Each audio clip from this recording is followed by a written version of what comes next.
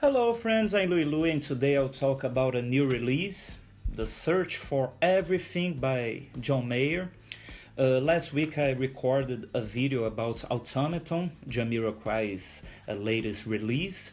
On that video I said that I was willing to give another chance to that band, and I listened very closely to the album, and it was worth it because Automaton is a good one, much better than Jamiroquai's outputs in the last 20 years.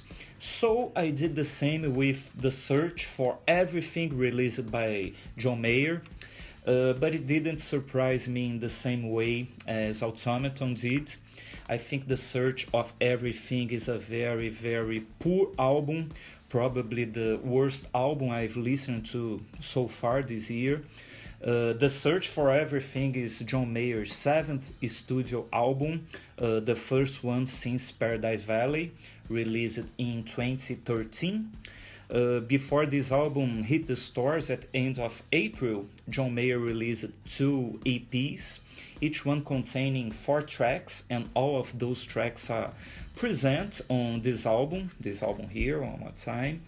So that makes The Search for Everything the sum of the 4 songs from The Search for Everything Wave 1, released in January, plus the 4 songs from The Search for Everything Wave 2, released in February, alongside 4 other original songs in a total of 12 tracks.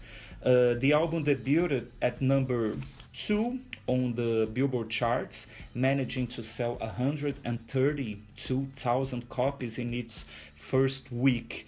And I confess that until last week I hadn't listened to the 2 EPs, the 2 original EPs.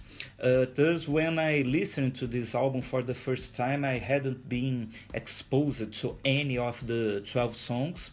At first, I was excited when I read the album credits. Great musicians like Stevie Jordan on drums, Pino Palladino on bass, among others. I thought, oh good, probably a John Mayer old school album in the same style of the John Mayer trio.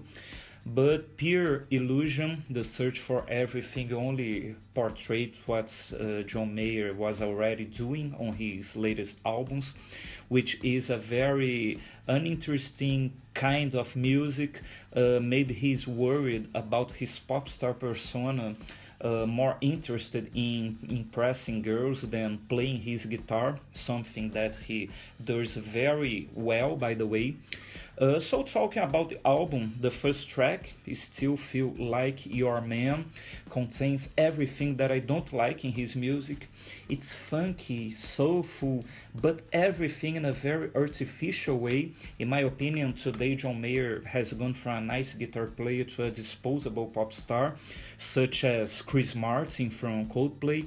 As an aside, John Mayer said that this first track was written inspired by his relationship with singer Katy Perry.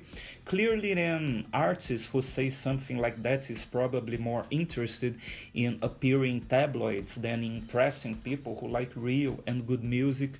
Not even the great Al Jardine, the former Beach Boys member, was able to save the following track, Emoji of a Wave, and its terrible title. The few songs I liked, I think Changing is the best one on this album, featuring a good guitar solo by John Mayer. The following track, Theme from The Search for Everything, is a good instrumental one, less than 2 minutes in length. But the next track, Moving On and Getting Over, is very, very poor, like some kind of pasteurized soul, beery and artificial sound style designed solely for the Billboard charts. The jazzy track Rosie is not so bad, but maybe the producer was more interested in turning the song into a more palatable, more acceptable one for the general public. After all, we have to sell records, no? Never on the Day You Leave is also a poor ballad, in my opinion, as well as Roll It On Home, which is a very poor pop country tune. And that's it. I wanted to talk about this new release, The Search for Everything, the new album by John Mayer. I hadn't listened to something so bland, so dull in many, many years. And what about you? Did you like The Search for Everything? Do you think it's a good or poor album? Please subscribe to our channel, leave your comments, and see you soon.